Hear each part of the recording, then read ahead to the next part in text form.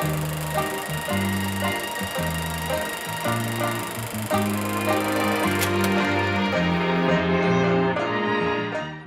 dia, boa tarde, boa noite, gente. Estamos falando hoje do livro do vídeo de fevereiro. Tem vários livros sendo resenhados aqui em fevereiro, mas é o livro de fevereiro. Nós vamos ter o livro de fevereiro, livro de março, livro de abril, maio, por aí vai. Inclusive, tem um vídeo, vou deixar aqui marcado para você, tem um vídeo que vem dizendo todo o histórico de livros que vão representar o seu mês, respectivos meses. E o livro que eu tenho na mão é de um grande escritor francês da virada do século XIX para o XX e uma das obras mais conhecidas, O Fantasma da Ópera, do Gaston Leroux. Gaston Leroux, ele vai construir esta obra em 1911. Ele vai nascer na virada do século, 1868, acaba por morrer em 1927, e ele tem algumas peculiaridades. Primeiro, uma grande influência do Arthur Conan Doyle. Soma-se a isso o Edgar Allan Poe. Então você tem dois expoentes, um no campo detetivesco, o outro no campo gótico, de terror. Além disso, o Gaston acabou por se dedicar ao jornalismo. Ele foi enviado pelo jornal Le Martin para o encontro, por exemplo, do presidente francês na Itália e também em Moscou. Então ele tinha um contato muito forte com as relações, com as relações e com o contexto jornalístico de época. É por conta disso que quando eu olho para este livro Fantasma da Ópera, fica impossível não lembrar nem de Arthur Conan Doyle, nem de Allan Poe e muito menos de que ele era um grande jornalista. Uma das obras mais conhecidas dele, inclusive eu vou indicar a você, além dessa do Fantasma da Ópera, é O Mistério do Quarto Amarelo. Se eu não estou enganado, ele foi editado pela extinta editora Ática, um baita de um livro que eu pretendo estar conversando com vocês sobre isto aqui. Dando algumas dicas em relação a essas edições da Zahar, muito boas, por sinal, os clássicos Zahar. Você tem aqui, eu quero levantar aqui dois nomes que precisam ser respeitados. Um é a tradução e as notas respectivas desta tradução pelo André Teles, e o outro, uma apresentação magnífica que vale muito a pena vocês estarem lendo, que são os registros do subterrâneo, que vai ser escrita de uma forma bastante hábil e bastante indicativa do professor Rodrigo Casarim.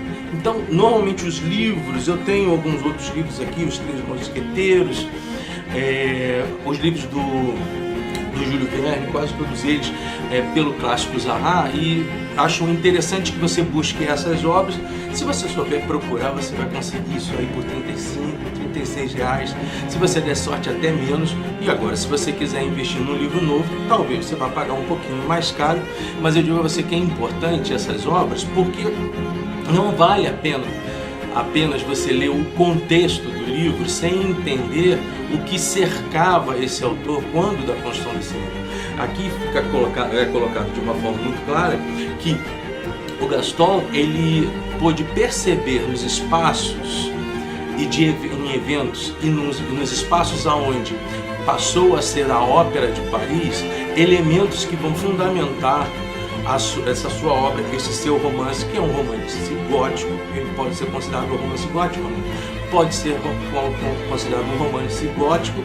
Há uma construção jornalística dentro desta obra, é uma terceira pessoa que está descrevendo situações relativas ao ocaso do Fantasma da Ópera, do Eric, e que ele recebe essas informações a partir de pessoas que tiveram experiências diretas com isso, principalmente o persa. Ele vai fechar a obra a partir de uma descrição detalhada de uma testemunha, cujo nome era o persa, que vai desvendar para você todo o enredo final digamos assim, da tragédia que eu poderia também estar encaixando esta obra com relação ao Fantasma da Ópera, ao Eric. O Palácio Garnier faz parte do fundamento desse livro.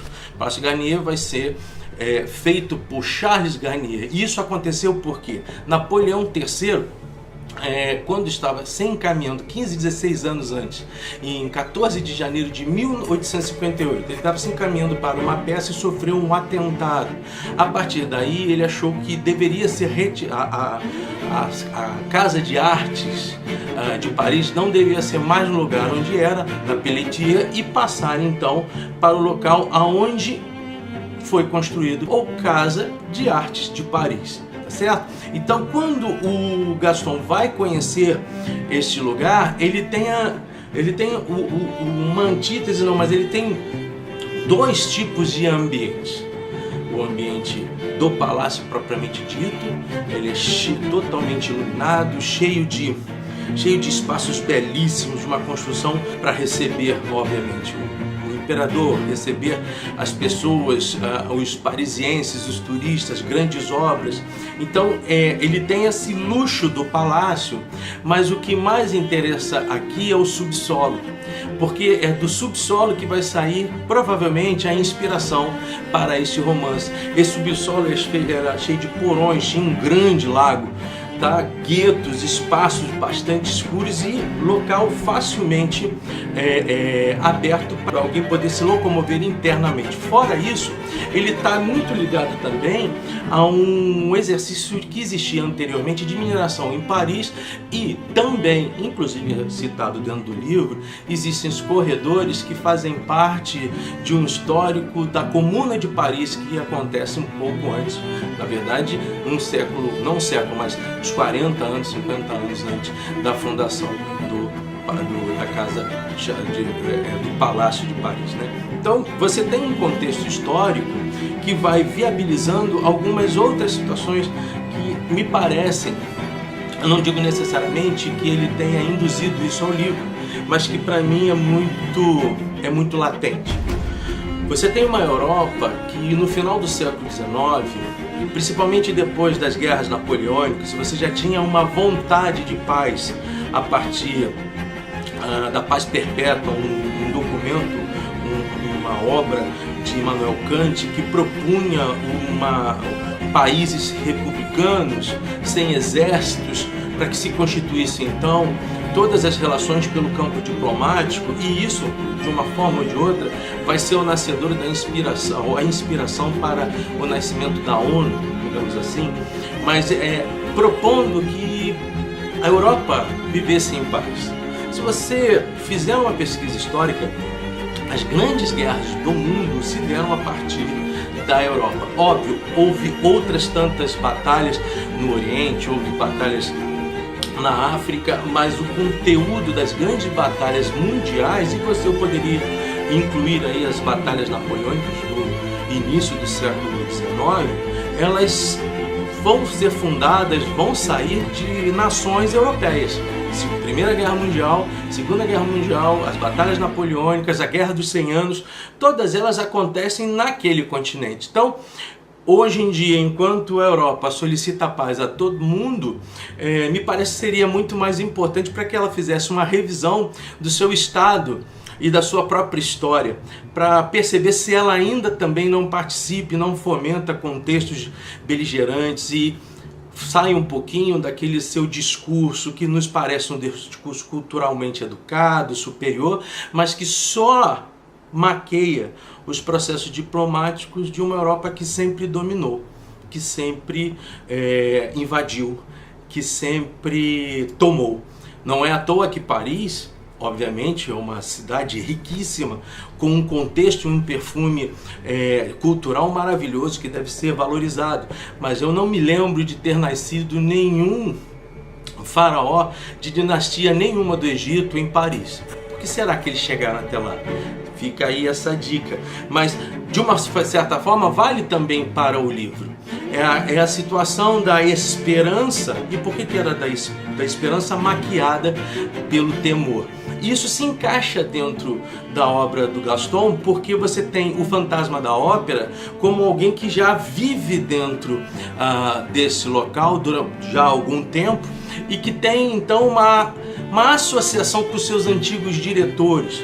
Ele possuía então alguns direitos, tinha direito ao camarote número 5, era alguém que causava medo, era alguém que causava angústia em quem participava diariamente das peças, das equipes, do grupo teatral, do contexto do teatro, da casa, mas ao mesmo tempo ele é aquele que vive dentro da luz da cultura, digamos assim, da força das luzes do próprio teatro. Ele é um grande maestro, ele é um grande mágico, ele é um grande cantor, ele é um grande artista, mas Eric também é alguém obsessivamente egoísta. E é alguém que se utiliza de todo esse processo, o que acaba trazendo ele, inclusive, a uma ideia de um ser psicopata. Então, todos esses processos do Eric constituem a esquizofrenia da Europa do final do século XIX e início do século XX. Não é à toa, Gaston vai morrer em 1927, ele vai conseguir ver a Primeira Guerra Mundial. Então, você tem uma Europa que destila aquela ideia da modernidade, aquela ideia hegeliana, aquela ideia de evolução, mas ao mesmo tempo ela sobrevive a rincões e a riscos de guerras. Então a gente tem que estar olhando para este livro sobre um aspecto num campo bastante histórico, e tentar compreender o que vai fazer o pano de fundo de todas essas relações. É verdade, e alguns críticos dessa obra dizem que ela não teria ido à frente se ela não tivesse vindo para o cinema. Então você tem em 1914, ele vem para o cinema, se não estou enganado. Em 1927, ele também retorna ao cinema com Longchamp. E mais à frente, bem mais à frente, em 2006, Andrew Lloyd trazer esta obra para um musical em Londres. Andrew Lloyd Jones, inclusive, é o mesmo que está por trás de Cats. Esta obra, Fantasma da Ópera, ela é recordista de apresentações, com mais de 140 milhões de pessoas tendo já assistido, ou de uma forma ou de outra, o contexto e o conteúdo do livro Fantasma da Ópera, de Gaston Leroux. Inclusive, o próprio Lloyd Jones, ele tem um probleminha. Ele teve alguns problemas com a justiça por acusações de plágio, e ele teve que se defender, mas é um gênio. Me parece que ele foi inocentado das duas situações. O filme de 2004, que eu proponho que você veja, ele obviamente tem a liberdade do autor, do diretor, em estar construindo um outro tipo de roteiro. Falta aqui, por exemplo, para mim, um dos personagens principais da obra, que vai dar sentido à obra, que é o Persa. Você não vê o Persa, por exemplo, em 2004. Mas, por outro lado, o que você tem nas suas mãos é a grandeza do conteúdo e da indicação que foi esse livro, e do imaginário das pessoas que tiveram todo o direito de fazer transformações deste grande mito. Você vendo o filme, né? Que você procure as músicas I'll Ask of You, ou também você, principalmente The Phantom of Opera, que é a música inicial do filme. Ela é gigantesca, ela é maravilhosa. Eu digo a você que vale a pena estar vendo este filme de 2004. No YouTube você consegue alugar esse filme. Então o YouTube abre lá, você paga R$9, tem direito de estar vendo esse filme durante 48 horas. Bom, um outro evento que é interessante, aí já vamos dividir os principais, digamos assim, personagens dessa situação, porque eu estou falando para vocês do Eric, mas existe o Visconde, né? O Visconde Raoul, e depois você tem a Christine daí.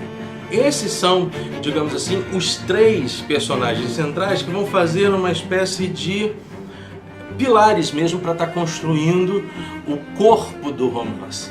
E o corpo do romance é um debate contínuo sobre o amor.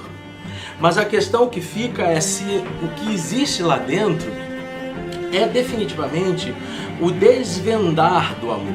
Né? Uma outra situação que é marca registrada do Eric, e será sempre marca registrada desta obra, é a máscara.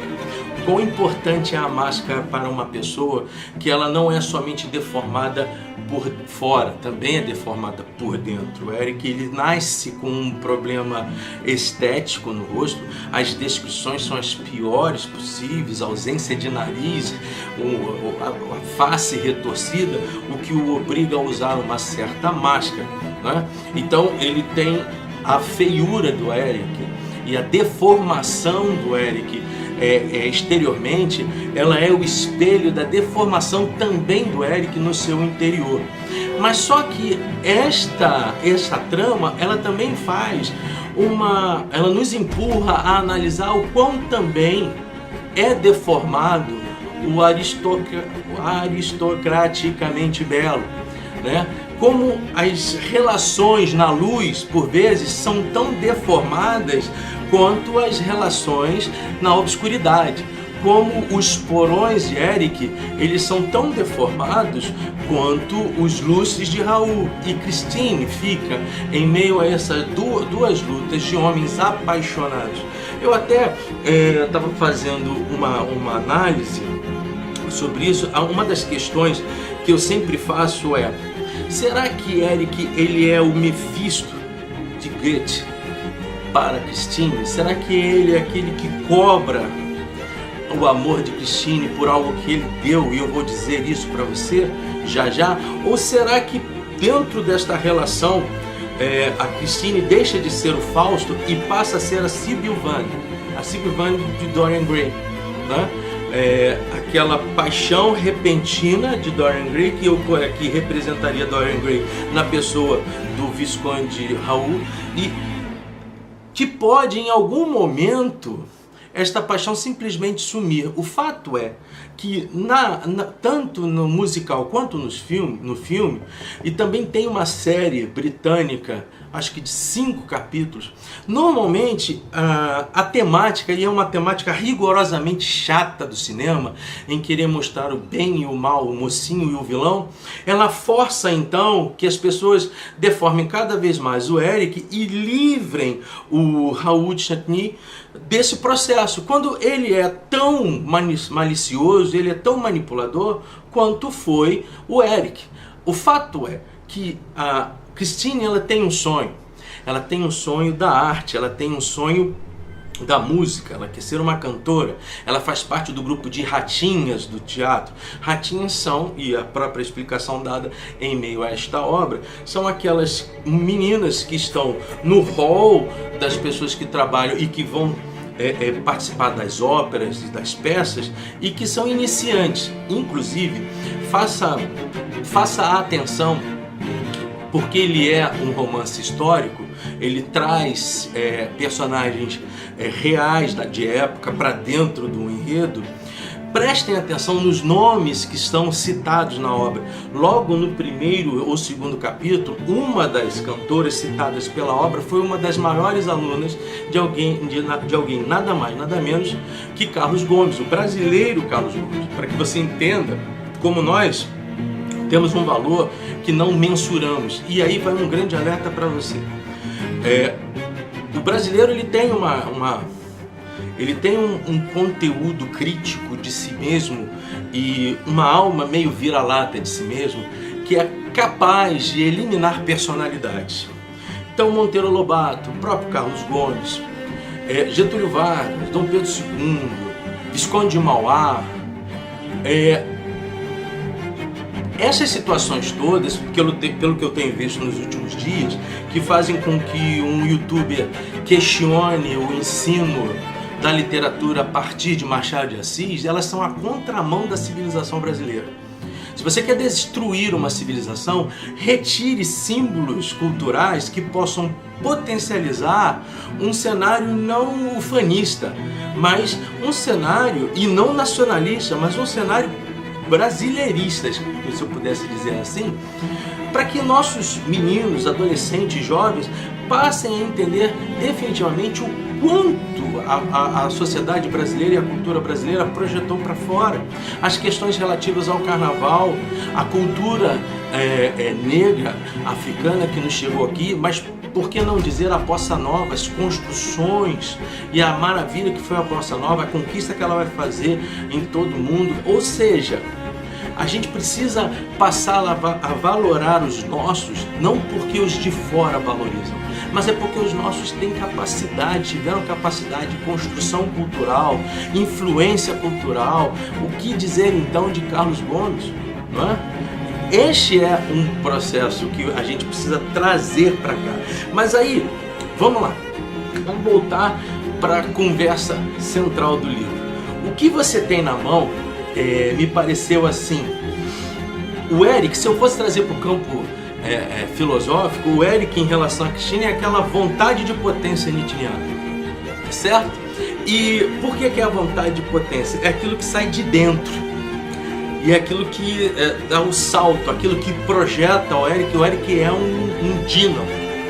Sim, cheio de ódio, cheio de maldade, cheio de uma construção histórica bastante complicada, não apenas porque os seus pais deixaram, mas porque ele se escondeu a partir da ajuda de pessoas naquele teatro e viveu ali a vida toda e fez o seu mundo subterrâneo como a sua realidade de vida, não só porque ele tem uma capacidade e uma inteligência a ponto de brincar com os novos administradores quando envia as cartas que o fantasma da ópera manda para os seus administradores novos, porque há uma modificação dos administradores, já que o Palácio Chartier ele tinha uma operação tripartite. Como era essa operação? Primeiro, você precisava ter o Estado francês, que bancava as manutenções daquele espaço, mas também você tinha um investidor, um administrador que se responsabilizava não só em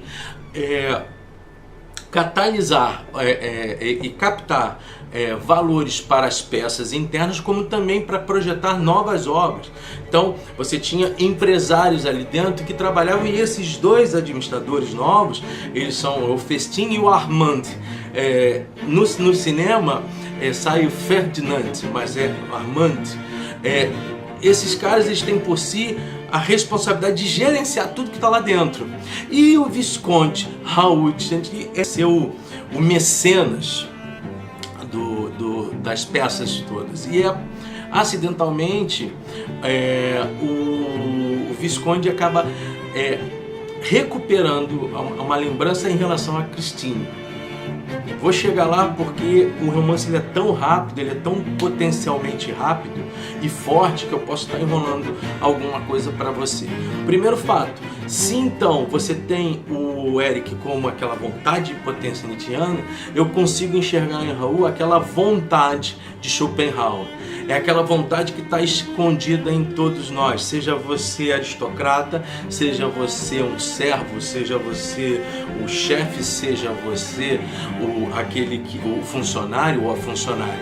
Há uma vontade no homem que faz com que ele precise domá-la. E um dos aspectos que facilitam o homem a domar essa vontade, não perenemente, mas por algum momento, era a cultura. É um dos movimentos dos quais o Schopenhauer levanta como ativos para que pudessem dar uma segurada nessa volúpia que a gente tem, nessa vontade feroz humana que está dentro de nós. O Raoul, ele é isso, ele é o aristocrata, ele é o que se veste bem, ele é o cara de família, ele é alguém que diz que ama, ele é o cara que vai lutar contra o seu próprio irmão, o Conde de Chetny, porque ele tem que cumprir um processo e um caminho da aristocracia e da nobreza de época, mas ele realmente se apaixona pela Christine. Mas nos dois momentos, a sensação que dá em relação a ela é que ela está sempre sendo jogada, e ela tem uma responsabilidade nisso tudo, dela não desenhar o seu caminho. Para ela, então, fica a luta entre sua paixão pelo mito, que é o anjo da música, que foi preservado na fala do pai da Christine pouco antes de morrer, que dizia que todas as pessoas boas eram visitadas pelo anjo da música, e ela vai ter no Eric esse anjo da música. Eu vou explicar por quê. Então esse aqui é um mito, enquanto o Conde, ele é o ideal, é a luta entre mito e o ideal. As construções que a gente tem no amor que muitas das vezes nos enganam, porque nós queremos trabalhar todos esses elementos simbólicos daquele que é o mito, daquele que vem como uma bênção, daquele que é intocável, daquele que é fenomenal, daquele que é um fenômeno que você não tem poder, que o destino lhe entregou. E o ideal, que é aquele que tem os símbolos necessários de uma segurança social e que podem dar a você também, exclusivamente, um espaço na sociedade que antes você não tinha. A Christine, ela é atropelada pelos dois. O Eric, ele, como eu falei para vocês, ele é o anjo da música, porque é ele que ensina a Christine a cantar enquanto ela viveu também dentro do teatro. Só que ele andava pelos corredores. Ele é um mágico, ele constrói jogos de espelhos por detrás das paredes e nos guetos e no subsolo, nos corredores que foram utilizados por aqueles que fugiram da Comuna de Paris, quando houve a luta da Comuna de Paris, que naquela região houve um verdadeiro genocídio por parte do governo francês aos que estavam na Comuna de Paris. Ele consegue saber o que está acontecendo no teatro, visitando os porões. Prestem atenção nas mortes. As mortes, elas não acontecem por um simples elemento trágico. E aí que está o gótico do Edgar Allan Poe, mas ao mesmo tempo o contexto lógico do Conan Doyle, com o seu ritmo de vislumbrar aqui as possibilidades e as respostas de todo o ocaso que é o Eric. Mas ele é o anjo da música. É ele que ensina a Christine a cantar, é ele que já formula e já fabula a ideia de tê-la nas suas mãos para o resto da vida. É ele que vai atrapalhar, por exemplo, a Carlota dentro do... Acontece algo no livro que é a queda de um grande lustre, e isto aconteceu, historicamente é comprovado que isso aconteceu. Caiu um lustre central da abóbada do palácio, que feriu várias pessoas, inclusive matou uma, e isso aconteceu no ano de 1896. Quer dizer, o Gaston traz isso para dentro do seu romance. Os diálogos que ele vai estar construindo demonstram sempre o Eric preocupado com a vida da Christine, não porque tenha ela apreço e talvez amor, mas porque a Christine passa a ser a sua bonequinha de porcelana, a sua propriedade. Por outro lado, o Raul descobre ou relembra de Christine quando eram pequenos, quando ela deixou o seu echarpe no chão e ele a pegou e entregou ainda adolescente, e tem aquele meio que a imaturidade do aristocrata, do filho mais novo, daquele que peita o seu irmão mais velho por um desvendar de amor, mas também está preso às leis, aos costumes. Então a Christine, ela está neste processo todo sendo levada, e também você, quando lê, vai ser levado sobre todos esses pontos, a ponto de você torcer pelo fantasma da obra. Se existe algo de amor dentro deste livro, eu diria que está lá no final, mas que você pode me questionar, e que vem da obscuridade, onde a luz consegue penetrar na obscuridade, e em meio a isso, o que é insano entende o sentido das coisas. Um lapso, um iluminar de consciência. E eu volto a dizer, eu fui injusto com o Persa. Existem 4 personagens principais, os 3 que eu falei e o Persa. Se você não entendeu o que o Persa descreve para esta terceira pessoa que tem a narrativa do livro, você não vai entender nada. Bom, nesse sentido, o Eric, ele é o anjo porque ele domina a Christine. Do outro lado, o Visconde é o garoto que tem um brinquedo bonito na sua mão, apaixonado, e que ele vive pelo impulso, aquele impulso da modernidade, que é uma crítica que o Gaston está dizendo, aquele herói, aquele príncipe, aquele que luta contra tudo, contra todos, mas prestem atenção nos diálogos que Raul tem com Christine. Você vai parecer estar ouvindo a voz de um jovem mimado de família rica, que era exatamente o que o Raul passou a ser. Não vou adiantar mais, só digo a vocês, esta obra vale a pena. Não esqueçam, primeiramente, leiam bastante, leiam muito mesmo. Deem muita valor à apresentação que é feita aqui pelo Rodrigo Casarim. Muito bom. Aliás, parabéns a Zaha. Também não recebo nada da Zaha, tá, gente? Tá bom, gente? Como não recebo nada da Príncipe, não recebo nada de nenhuma livraria ou de nenhuma editora também. Mas é espetacular essas edições que vocês estão fazendo, que dão uma espécie de exegese do contexto daquilo que nós estamos lendo.